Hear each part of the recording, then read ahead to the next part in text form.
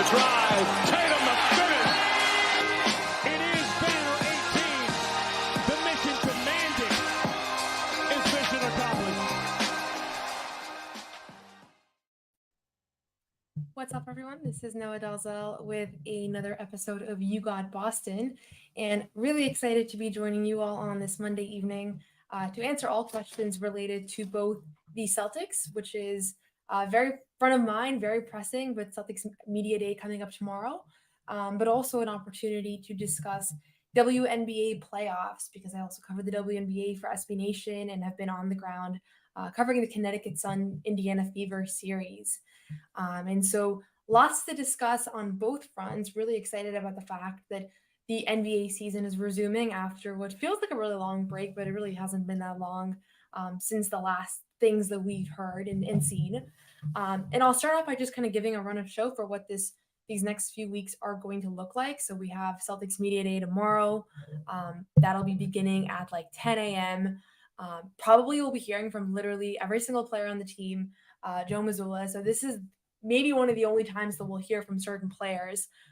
One of the things that I didn't know when I started covering the Celtics is that, you hear from the same people over and over again. And then there are certain players like Oshae Brissett that we really only got to speak with a few times. So trying to be mindful about making sure that if there's like a pressing question to get to any of those people, that we get those in right away. So feel free to fire off suggestions or things that you would like asked as well.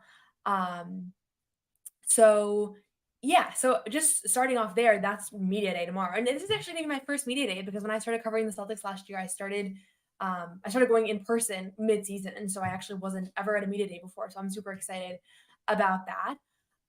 And then, I'll also take questions if there is questions about the WNBA. Obviously, that's not typically the emphasis and focus of the show, but it also feels like at this moment in time, there's a lot of buzz and excitement. And so if there are questions on that front, I will take them gladly as well. And so with that, I'm just going to start. This is not really a question, but just for clarifying purposes. So my podcast, You Got Boston, I have my own YouTube channel that you can subscribe to make sure you don't miss any episodes. And then it also streams on CLNS. So if you're watching this on CLNS, feel free to also subscribe to my YouTube channel, which is called You Got Boston. That just helps, because then that's the only thing on my YouTube channel, so you won't miss any episodes or anything. And then obviously you can also subscribe to CLNS if you're on my YouTube channel right now. So both kind of the same thing as far as I'm concerned. So appreciate everybody for tuning in. It's great to have people on, and it's great we're going to have so much to talk about over these next few days.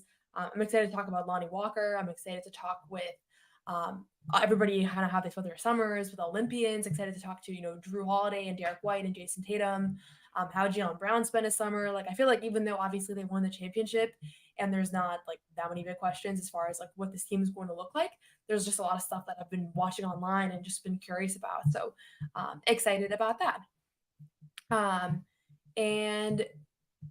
And yes, I will begin right at the top. First of all, shout out to Tom Coolidge. I feel like you have been very actively supporting all these episodes, which I very much appreciate, because this is just the beginning of starting a podcast. And especially I started it like in August, which is not the best time to draw engagement, but I figured we just get started and just give people some content in the off season. And then obviously I think more and more people will be interested in things as the season progresses. So I appreciate you tuning in. I've been thinking about this a lot. What are the questions you are most looking forward to asking at Media Day tomorrow? Is Tom's question. I think I'm actually really curious just about like this is going to be, for people that know me, this is not a surprising answer, but I'm curious about just like what life has been like since winning the championship, and who feels like it has been a emotional like burden, removed, and just like they feel a certain level of joy that maybe they didn't reach before, and who doesn't really feel that way. And I think it's going to be kind of like an even split. Like, I have a feeling like Joe Mazzulla and Jaylen Brown, and some people will say like it didn't really change them that much. And I think we're going to maybe hear from like Al Horford, Jason Tatum types.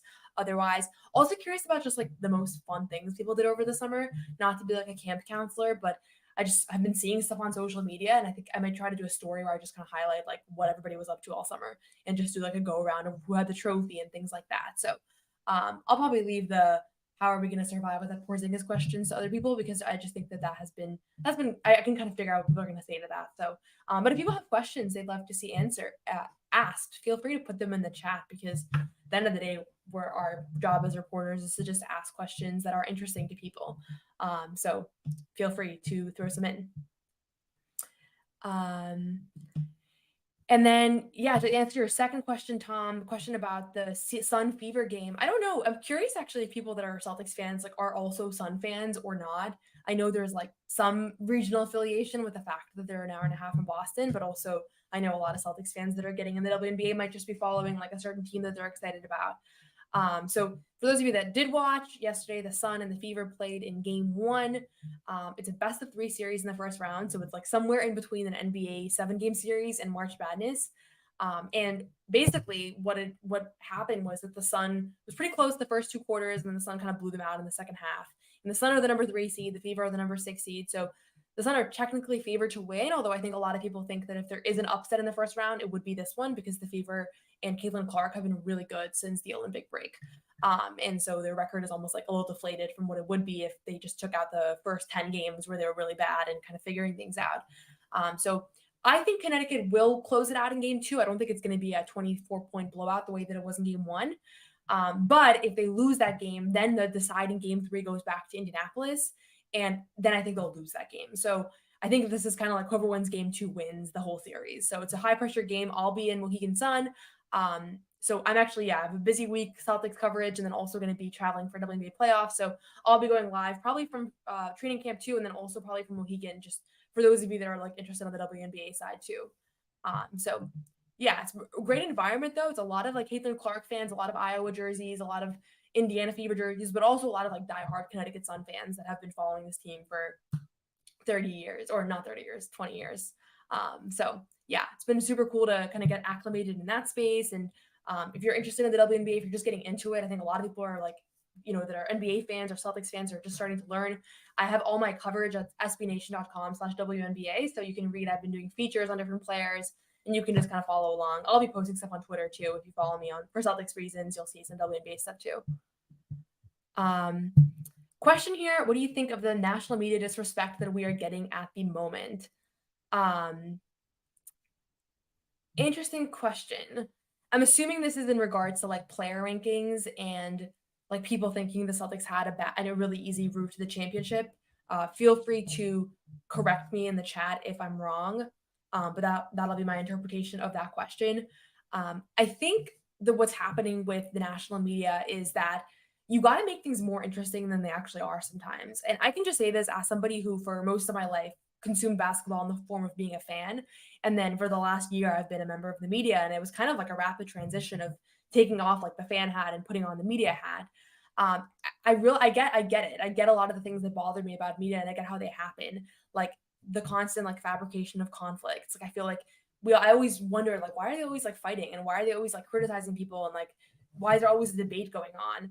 It feels kind of like useless, but it drives clicks. Like I can tell you as somebody who has access to back end analytics for my articles, like when I have a take that's controversial, like more people read that, which makes sense, I guess. But I think that when you're thinking about like national media disrespect, I almost don't even take it for real. Like I don't even view it as like they actually don't think the Celtics were a great team, because by any metric that you look at, this was a historically great team. And I almost feel like if you're a legitimate media member that's saying that this was like a cakewalk championship run and that this is not a serious team and whatever, like I just kind of view that as like an engagement thing. And maybe that's obvious to people, but I honestly didn't realize it until I started being deeper in the space of like how much of all of this is just about engagement. And it sucks because like you want to be able to just do good work. And my philosophy is like, and hopefully I never burn out from it, but my philosophy is like I'm going to keep writing and saying the things that I want to say, and like hopefully people care about it. But if they don't, I'm not going to like try to do stuff that's just controversial for the sake of doing that. But I get how it happens, like especially when you're talking about big media companies and like the idea of like wanting to fabricate conflict. So my point being is I don't think that people actually disrespect the Celtics. I think that it's like kind of how the media feels they have to keep things interesting. And the same way with like predicting who's going to win in the finals. Like I genuinely am surprised. I still have a hard time believing that people actually thought that the Celtics were like the underdogs, or it was very evenly split. So I don't know. Maybe that's just my perspective on it, but yeah. We'll see. Another question here was Caitlin Clark purposely poked in the eye. This is about yesterday's game between the Sun and the Fever. Dejanay Carrington got her, I think she poked her in the eye with a nail. I don't think so. I think that Carrington is just like a great defender, and they're a very aggressive team. Like they play very aggressively. I tell people all the time that watch the NBA and are like, the NBA is too soft. Tell them watch the WNBA. You probably won't feel that way anymore about basketball if you want to find a professional league that is very aggressive and not soft. I think the WNBA is really not. So sometimes that causes conflict, and sometimes that causes flagrant fouls or things that become controversial. But genuinely, like, I know Dejanay Carrington, I know her as a defender. I have a hard time believing that anybody would like purposely put their fingernail in someone's eye. But I think that she's an aggressive defender, and like there probably should have been, I mean, that should have been called a foul and it wasn't, but that was a missed call. That's my perspective on it, at least. Question here. Super excited for tomorrow. I'm very curious in hearing from Tilly, Springer, Walsh, and Shireman. Yeah, I'm really excited about all those people as well. I also just think that, you know, the Summer League people I spent a lot of time with because I was in Vegas for the entirety of Summer League, which was a blast, and also just a great experience to get to know some of those guys a little bit more. There's like the middle ground of players that weren't at Summer League and also don't do a lot of availability, like, you know, I'm trying to think who that would even be at this point because there's not that many of them. I guess like Neemias Queta was actually at Summer League. Like Lonnie Walker is one because he signed after the fact. Peyton Pritchard, Sam Hauser, Luke Cornett, like the bench players. But yeah, if there are any things you're particularly curious about, like feel free to message me and I can see if we can get it answered or asked about. I think Shireman and Watson in particular, like are gonna be really like interesting to people just because they were recently drafted. And I'm also gonna spend a lot of time in Maine over the next few months, like when I have days where I'm not covering Celtics and I'm not covering WNBA and I'm available to be. I'm here in Boston, then I'll be heading over to Maine to talk to those guys because those guys I presume I really do expect that they'll spend the majority of the year in Maine, even though they're both on the older side. I would be very surprised if they were like specifically in Boston the entire time. Unless something goes wrong, like if someone gets injured, obviously then you need additional bodies. And you have two guys that I do think are more close to being NBA ready than the last two draft picks, who were J.D. Davison and Jordan Walsh. And I'm curious about Jordan Walsh because I think he had a really rough summer league, but Bobby Manning of CLNS spoke with Al Horford yesterday, and he mentioned that Jordan Walsh looked good. I also think Jordan Walsh looked good in Maine. So a part of the Jordan Walsh thing is I do think people like have, he had a tough experience on the brightest stage as far as like he's concerned. Like more people tune into Summer League than to a lot of other things relating to the Celtics as far as like practices. Obviously those aren't available. And I think Maine Celtics games, I'd actually be curious like how the attendance, the viewership between Summer League and the Maine Celtics stacks up. I would imagine more people are watching Summer League because there's nothing else, but maybe I'm wrong on that. I'll fact check myself on that one. This is in response to me saying nobody will say it didn't change them. This was in regards to the championship. I actually would not be surprised if Missoula was like, I'm exactly the same. I think he might have already said some things like that, but I'll be posting clips and quotes as it relates to that topic. But I have a feeling that some people are going to downplay the championship in an effort to kind of like move forward. But yeah. Question here from Neil, thoughts on Alyssa Thomas's triple-double. So Alyssa Thomas is one of the greatest players in the WNBA. I think also one of the most underrated.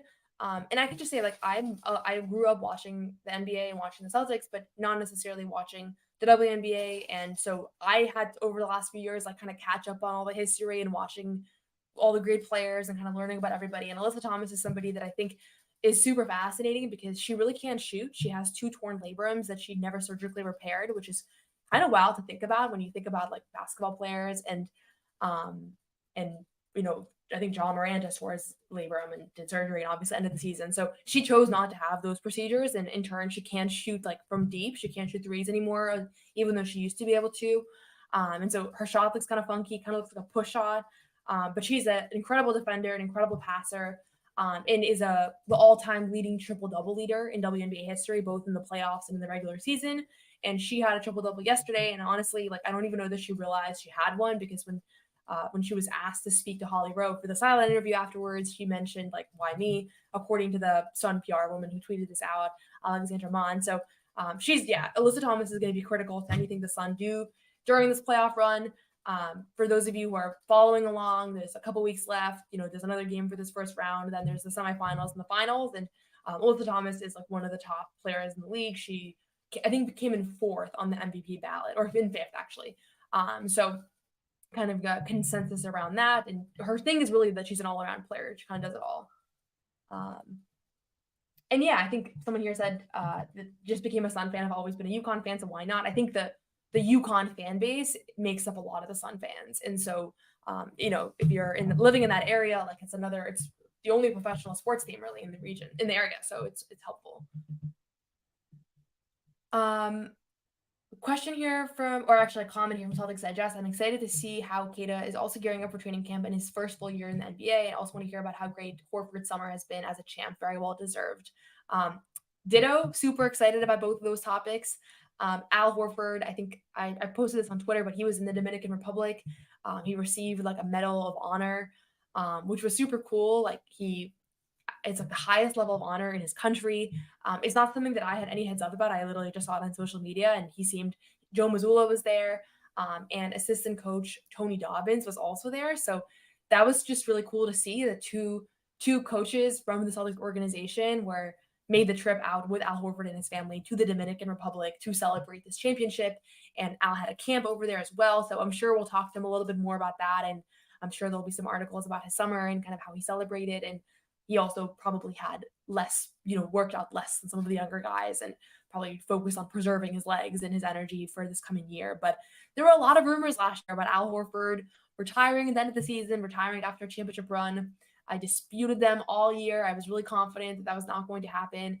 And it aged well because I think Al Horford has at least this year left. This year he's under contract for about $10 million. And then I would not be surprised if he resigned in some capacity and extended his career. So we'll see. I think it's different now that this is the last year of his contract, whether or not he continues. But if he's healthy and has a similar year to last year, I think that I wouldn't be surprised to see him again. This is the question. We're kind of going back and forth here, WNBA and Celtics. So bear with me. And I probably should have done first 15 minutes Celtics for last 15 WNBA. Maybe the following ones I will do that because I have some. I'm going to do a couple more of these hybrid episodes because of the fact that they're both kind of concurrently happening and I'm at both places at once. But this is the question about, wouldn't it be fair if the lower ranked team gets the second game at home in a 3-game series? So the way that it works is that the 3 seed gets games 1 and 2 at home. And then if they split those games, then the 6th seed hosts the deciding game 3, which kind of sucks for both of them because on one hand, if you're the worst seed, you might not even get a playoff game at home. And so think about cities that are so excited, your team finally made the playoffs. Now you have a playoff game and you're actually not even able to bring it back to your home fans, which is very possible that will happen in multiple series because if you win the first 2 games as the better seed, you never even go on the road. And on the other hand, it's kind of unfair that if you are the better team, you had the better record, now you have to play a deciding game on the road. So the reason that this is the way that it was to save money on travel costs initially. And now there's charter flights, the league has more revenue. So I do think we might see it change moving forward. Yeah, this is a comment from Tom Coolidge. We're back on the Celtics here, but it felt like the media got bored of the Celtics last year since it was such a dominant season. And a lot of the hot takes dissing the Celtics felt like the media not knowing how to cover them. I will emphasize this point. I think that because journalism is storytelling a lot of times and it involves conflict and it involves having drama, right? It's hard to write and talk about nothing or blowouts. And I can just say I love the blowouts, they're fun, and I love watching the Stay Ready guys. But if we do a post-game show after a blowout win versus an overtime loss, more people are tuning into the overtime loss one, right? So it gets kind of hard from a media standpoint, especially when you're thinking about you run a company and you need engagement, right? It's different for me when I'm just doing this as a person. But I think there's a lot of concern with how are we going to make drive interest when they're just crushing everybody. And so then that's where some of the fabrication of conflict comes from, in my opinion. And probably some of it is people actually being they're not that good, which is fair. Everybody's entitled to their own opinion, but I think it's a combination of the two. Question here, who are you most excited to see from the Stay Ready group? Let me think. I'm really excited to talk to Lonnie Walker because he's new, obviously. And so I've never spoken with him before. I'm curious to see how this happened. I think anything that he says is going to be interesting, whether it's that he has like, I'm curious if like this Exhibit 10 deal, if there's anything more to it that we don't know. There's been a lot of speculation around whether or not he will be staying with the organization longer term or not. And, anything that he says, I think tomorrow will be revealing in some sense. Always nice to see the younger guys, like how their first summer and first training camp is looking up to be. They've already been working out together for a few weeks. So that's been great to, I'm curious to hear like how is Baylor Shireman and Anton Watson's adaptation to the NBA coming. It's funny, I keep wanting to say like Svi and Oshae, but those two guys are not going to be there this year. They're the two losses from last season. And it's weird because Oshae is still a free agent, and I hope that he finds a spot in the NBA, but it looks like he might have taken a not so great gamble with the not opting into the second year of his contract. So we'll see. But excited to see everybody, I guess. Kata is one from like a basketball standpoint that I'm really high on him. I did my 10 predictions episode on the Celtics, and I talked about like what are the main things that I'm really excited about and my predictions. And one of them is that I do think Kata will be a big piece of this rotation moving forward. I really do think that. Obviously, could be wrong, but between him, Tillman, and Cornette, I think that he has the highest upside, and that, or at least early on, there will be some emphasis and effort on trying to see if there's something there and there's something there with him. And we'll take a quick break and a message from our friends over at PrizePicks. PrizePicks is America's #1 daily fantasy sports app with over 5 million active members. PrizePicks is the easiest way to play daily fantasy sports. Unlike other apps, on PrizePicks, it's just you against the numbers. All you have to do is pick more or less on 2 to 6 player stat projections and watch the winnings roll in. You can now win up to 100 times your money on PrizePicks with as little as 4 correct picks. PrizePicks is the best way to get action on sports in most states, including California, Texas, and Georgia. PrizePicks is the only real money daily fantasy platform with an injury insurance policy, so that your lineups stay in play even if one of your players gets injured. If your player leaves in the first half and doesn't return, PrizePicks, your picks are still alive. So right now, if you're watching games, if you're watching basketball, different sports, the injury insurance thing, that can be a lot of fun. That has already benefited me in the past as well. So download the PrizePicks app today and use code CLNS and get $50 instantly when you play $5. That's code CLNS on PrizePicks to get $50 instantly when you play $5. You don't even need to win to receive the $50 bonus. It's guaranteed. PrizePicks, run your game. So there's a question here about Lonnie Walker. Do you think everybody is sleeping on Lonnie Walker, especially Bobby? I'm assuming this is in reference to the fact that Bobby's not sure if Lonnie is going to get a regular, the 15th spot on the roster. I don't know if it's people sleeping on his abilities, because I hope that most people in the media like recognize that he's a very good basketball player, and there's a reason why he's averaged almost 10 points a game in his career, and he's had really high moments.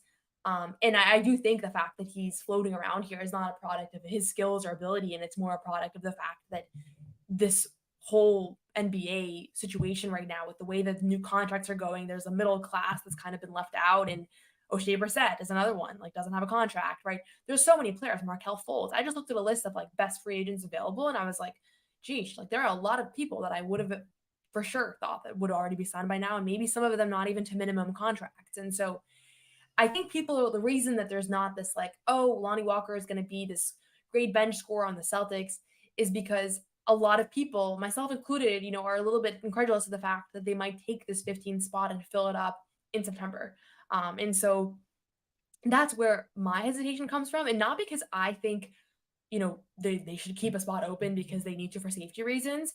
It's because I've asked Brad Stevens that question. And multiple times we've, heard him discuss this topic on one hand or another. And he has made very clear that they like keeping that spot open, especially for the first few months of the year.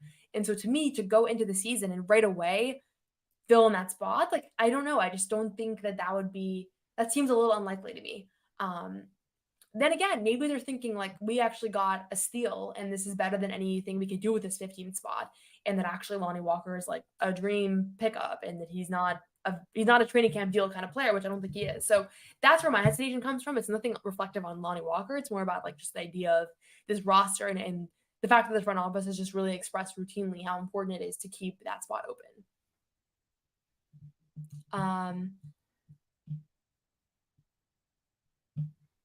I'm going to actually go through the Celtics questions first, then I'll end with WNBA questions, just so we're not going back and forth. Do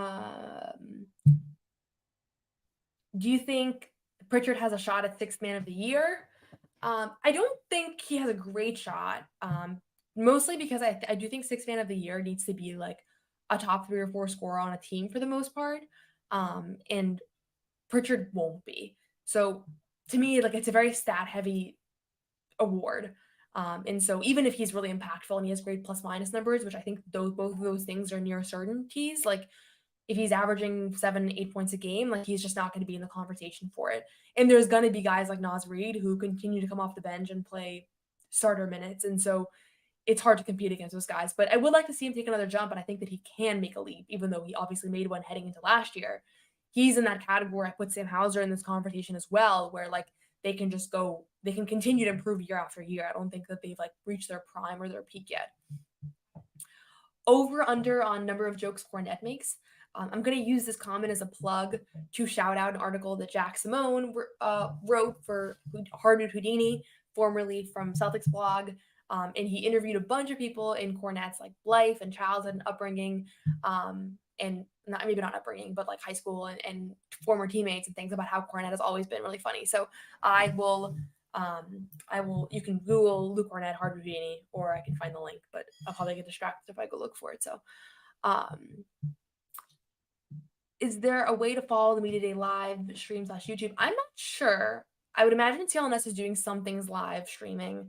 And then I know that there's like live coverage on TV as well, but I will post this on Twitter when I find out. I'll be posting like regular updates and clips, but I'm assuming you want to see like the full thing, no interruptions.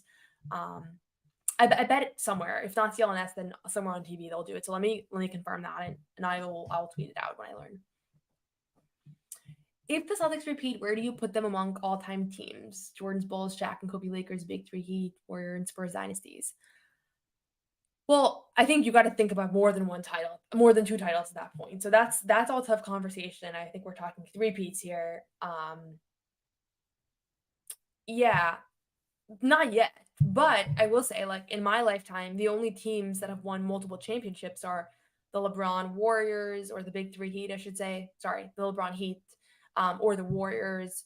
I guess the Spurs kind of, but I was young. So to me, like this, they would become like an all-time great team in my lifetime. But you got to get more than 2 rings to be in that conversation long, big picture. But it is kind of remarkable that since 2017, we haven't seen a repeat championship winner. So I think that like you have to imagine that if you're a team that just won the championship, and the Celtics obviously are, like this is you're super excited by this concept, like the idea that you might be able to be the first team to go back to back in almost a decade. Like that's a lofty thing.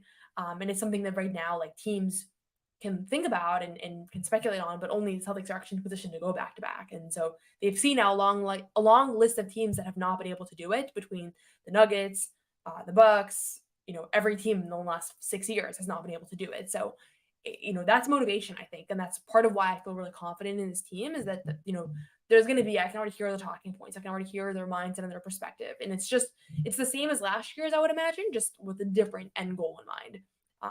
And, obviously like maybe a little bit more buy-in, a little bit more faith that they can get this done. Comment here on Oshae Brissett. I'm so frustrated though Oshae is not signed yet. Also, I agree with your Nimi take. I've been high on him since they acquired him. Yeah, I feel so bad for Oshae, and honestly, like maybe there's something in the works that I don't know about, but it's late September, training camps. Celtics start tomorrow, Nuggets start tomorrow. I don't know if people know this, but the Celtics and the Nuggets are playing in Abu Dhabi, 2 preseason games. So that's why they start a week before everybody else, which to me feels like kind of a big disadvantage of like having less offseason and more miles flying and everything. But I'm sure they agreed to be a part of it for a reason. But anyways, yeah, like training camp's around the corner. Oshae Brissett is not yet signed. And I feel for him, because I think that he is an NBA player, but I'm realizing the longer I do this and the closer I pay attention, and that like there are a lot of great NBA players that will not be in the NBA, and there's a lot of luck that's involved. I had on the show Dana Altman, the coach of Oregon. If you go to my YouTube channel, you can find that episode and you can watch that as well if you're interested.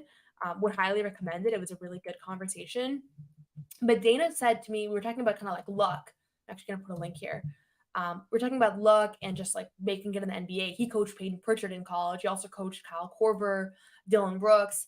And he mentioned like Kyle Korver, literally when he was on the 76ers, like he they almost waived him, and that he almost wasn't in the NBA. He almost didn't even have a career, and instead he became an all-star and an all-time three-point leader and just had this phenomenal career. And so, not saying that Oshae Brissett is going to be a star if he gets a chance, but like the difference between having an NBA career and not having a career at all, I think is a much more of a fine line than I had ever known and I'd ever imagined. And so yeah, it's a pretty wild thing to consider. And O'Shea obviously had the player option. So for those of you that don't know what that means, like he had the opportunity to opt into the second year of his contract and would have been on the Celtics this year, but he opted out and instead he was a free agent. And he has just been testing the marketplace. And I'm assuming that he hasn't gotten anything substantial, or else he would have taken that. And so maybe in hindsight, like he should have opted in. Maybe there's something that I'm not aware of. I haven't spoken to anybody in his team or anything like that. So but yeah. Okay, interesting question here from Ben. Where does Al Horford rank among starters in the NBA? Starting centers in the NBA? I'd probably have to get a full list, but I would imagine he's somewhere in the middle, somewhere like an average.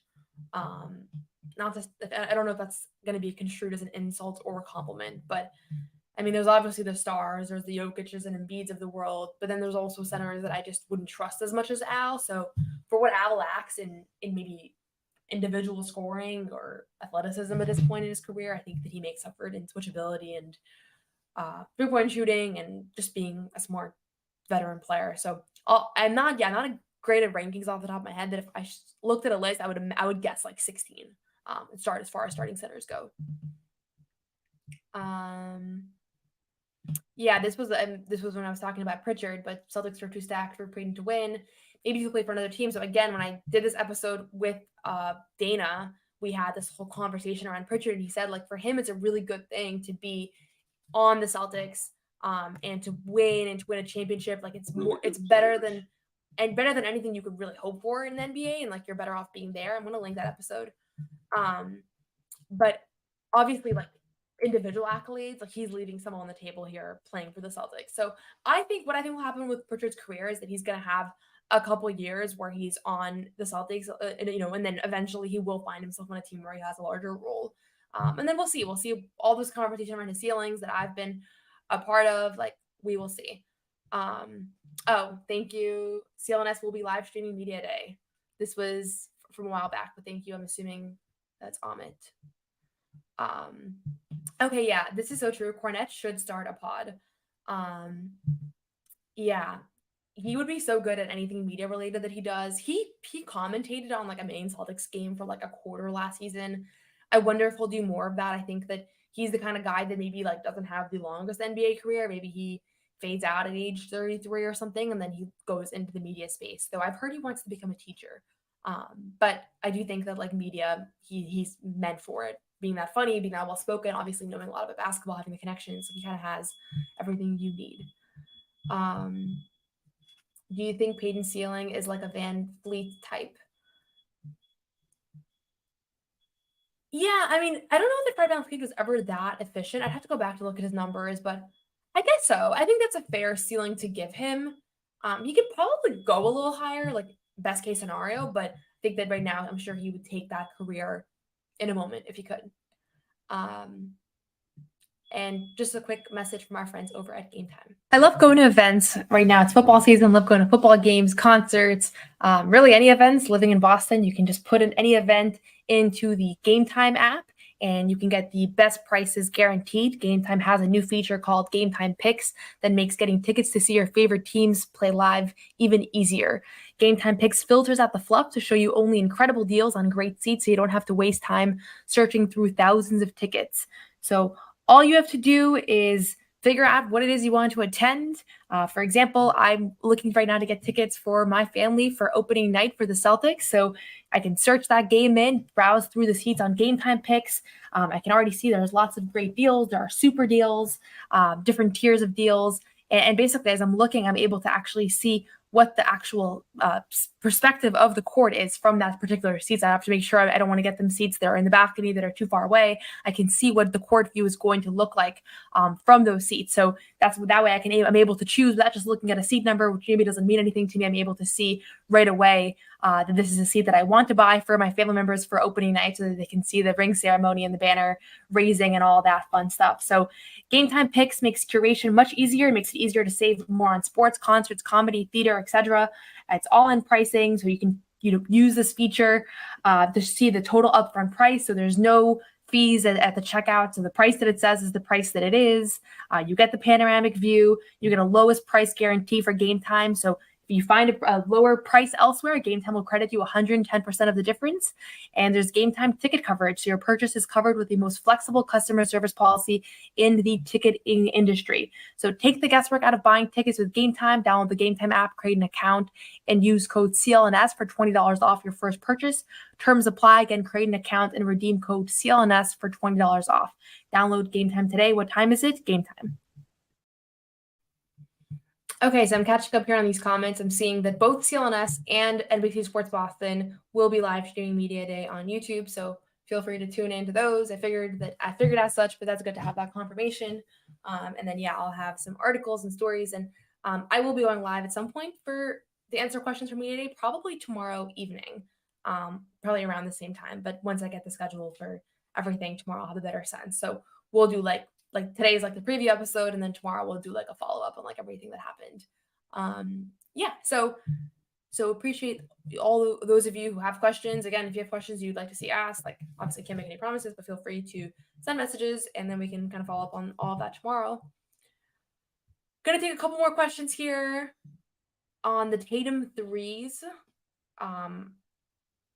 Yeah, I'm curious. I know that he's been kind of hinting at them. I know there are some other reporters that are more on the shoe beat than me.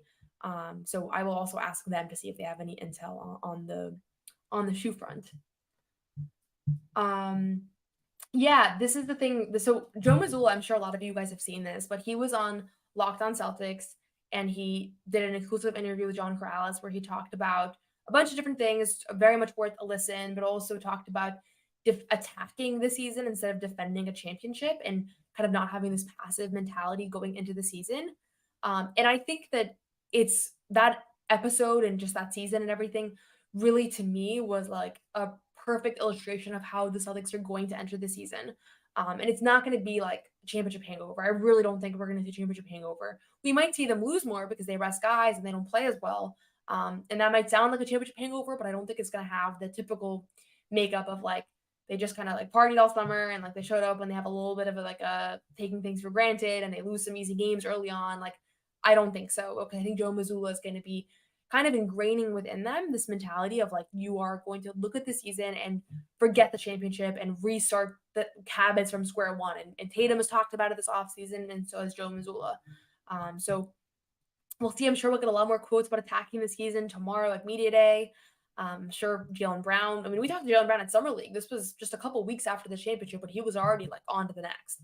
So there's going to be a number of people on that team that are going to be really pushing this idea of like, you don't need to, we're not like repeating, we're not defending, we're starting at square one and like really fighting for this thing.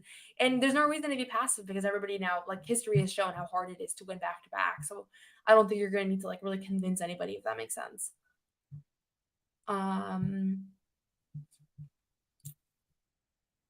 But yeah, I think this idea of like the whole league is gunning for the Celtics, like that's what happens when a team wins a championship, right? And so like last year, I think the Nuggets had it, and Jamal Murray talked about being the hunted instead of hunting. And so like the Nuggets, I think to me had like a classic championship hangover last season, where it was so obvious, like that's exactly what it looked like. Obviously they dealt with injuries and things too, but yeah, I think like that you don't want to have this mindset of like we're defending and everybody is coming out to get us, because then you're going to be on the wrong end of a lot of matchups. I think the big thing that everybody's wondering about, at least in the Celtics media world, or those of you that are really following everything, is how is the team going to fare without Kristaps Porzingis? Actually surprised there were no questions about that in the chat.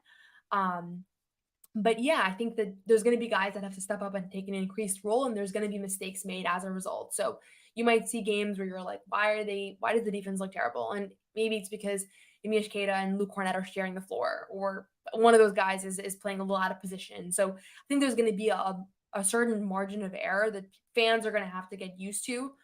That's not going to be indicative of low effort or lack of focus, but of the fact that like without Porzingis, they're not going to put the miles on Al Horford the way they did in the postseason. In the postseason, I think like it was all about just getting to the finish line. But I don't think that'll be the case in this situation. So we'll see. What's the motto for this year? I don't know. I've noticed that it's different here. Motto is gone as far as like it doesn't have the Celtics logo next to it anymore. So there's definitely going to be a new motto. I will let you guys know when I hear anything, but I'm assuming it'll just be rolled out by the Celtics organization. So people will probably just see it online. But yeah, I'm trying to think like it's all about 18 is the one that I really remember like from being a kid and being like, they're going to get this championship. And then it's kind of wild to think that like the whole verbiage around 18 is gone now because it's all about 19 now, which is so hard to think about. So, and yeah, opening night, October 22nd. If you go on GameTime, I've been monitoring the prices right now. It's like two tickets for like $900 as far as like the cheapest get-in prices. I don't know if they're going to go up or down.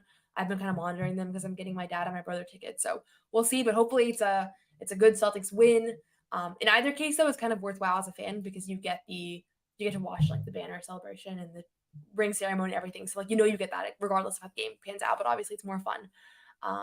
But yeah, and then thank you. I'm going to plug this. I had an interview with my dad and Dana Altman. My dad played basketball for a long time, and Dana Altman, the coach of Oregon, they were teammates in college at Eastern New Mexico. So it was a fun conversation. It was kind of funny to interview somebody alongside my dad. And you guys can, if you tune into that one, you can see where I learned my love of yapping for 40 minutes straight because my dad also does. So tune into that. I put a link in the chat, but again, please do subscribe to You Got Boston. If you're watching this on Twitter or on CLNS, like that's where like all of my episodes are going to be. And there's going to be a much bigger frequency of episodes moving forward as we head into training camp, into media day and everything. And I'm also going to do some WNBA specific things, even though I know that right now the majority of my audience is still, Celtics. I'm going to just scroll through to see if there were any WNBA questions that I missed. That's the official end of Celtics questions, but I also know I said I was going to go back to some. I feel like there was something about Marina Mabry. Oh, yeah. I'll just say like the Celtics have a big acquisition. The Sun have made a big acquisition. It's very unusual in the WNBA to make a midseason trade. And they did. They shipped out 2 veterans for Marina Mabry, who was a player on the Chicago Sky, who is not like a star, but averaged around 15 a night and was a good 3-point shooter. And she has just changed the game for Connecticut. They were a really bad 3-point shooting team, not Celtics vibes, very opposite of that. And then now they have her. She's been shooting like 42% from 3, had 27 points in game 1. So Marina's great. She's a big Celtics fan, big Jason Tatum fan. I've spoken to her a couple times. And so if you're trying to figure out where you fall on the WNBA spectrum, tune in to the Connecticut Sun. They're big Celtics fans. If nothing else, you guys have that in common. But yeah, she's just one of those like kind of snipers that changed the complexion of the team because they weren't really able to create offense quite as much without her. And now they have the ability to have somebody alongside like their stars of DeWanna Bonner, Alyssa Thomas, TJ Carrington, like somebody else that could just self-create. So I did a story on her this morning for SB Nation about how she's going to change the landscape of the championship battle. There's 4 teams that are on the way to a championship. I think there's 4 that are in the mix. And I think the Sun are one of them. So the Aces, Las Vegas is another, the New York Liberty is another, and the Minnesota Lynx. Those are the 4 that I could see winning the championship. Anybody else, I'd be very surprised. So we'll see, but it should be a really fun couple of weeks in the WNBA playoffs. And again, like Celtics preseason begins at the same time. So for me, this is going to be like the busiest month of the season. So I know the regular season's not starting yet. The finals for the WNBA and like 2 days before the Celtics season officially begins. So, and there was another question here on the WNBA front. I see, how did the Indiana Fever get a win in game 2? Is it just as simple as Caitlin shooting better because she had a lot of open looks that didn't go in? Yeah, honestly. So I think for those of you that have tuned into like my coverage of the Celtics, like I think a lot of times basketball analysis is as simple as like somebody had a bad shooting game and it's not reflective of like them not being good shooters or even the defensive coverage being like so great. And this came up a lot with like Tatum over the spring. It came up with Al Horford earlier in the playoffs when he was struggling. And the reality is I think Caitlin Clark is obviously a phenomenal shooter. she saw a lot of different coverages yesterday. She had DeWanna Bonner on her points. She had Marina Mabry, even Dejanay Carrington, who was an elite defender. They were throwing different things at her. DeWanna Bonner's length, I think, was disruptive.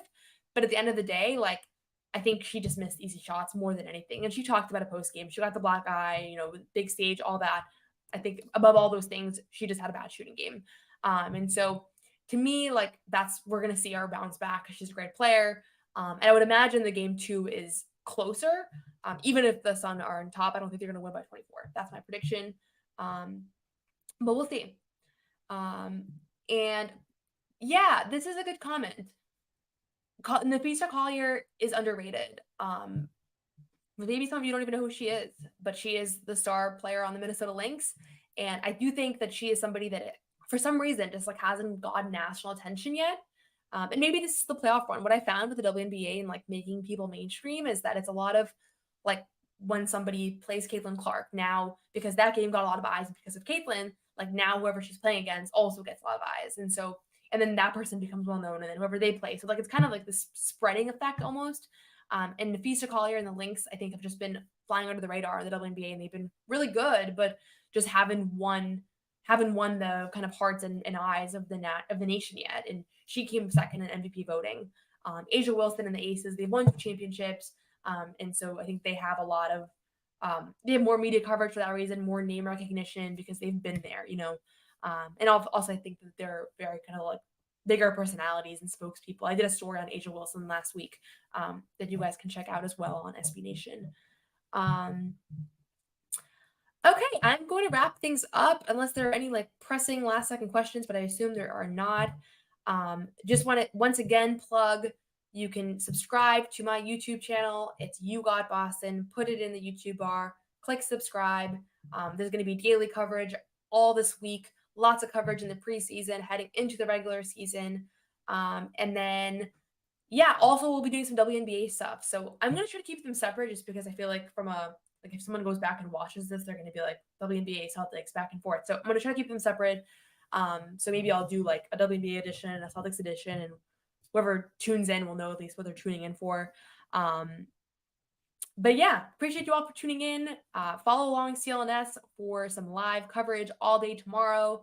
I know Bobby Manning is hosting a Dallas Celtics preview at 7 o'clock Eastern. So if you want more CLNS coverage, you can stay on for that. Thank you for the well wishes on my finger. It's fine. It's just annoying. It's slowing my typing down. So that is the only downside. Okay, cool. Thanks so much, everybody. Have a great rest of your night, and I will see you all tomorrow at some point. I will announce when that is. Thanks.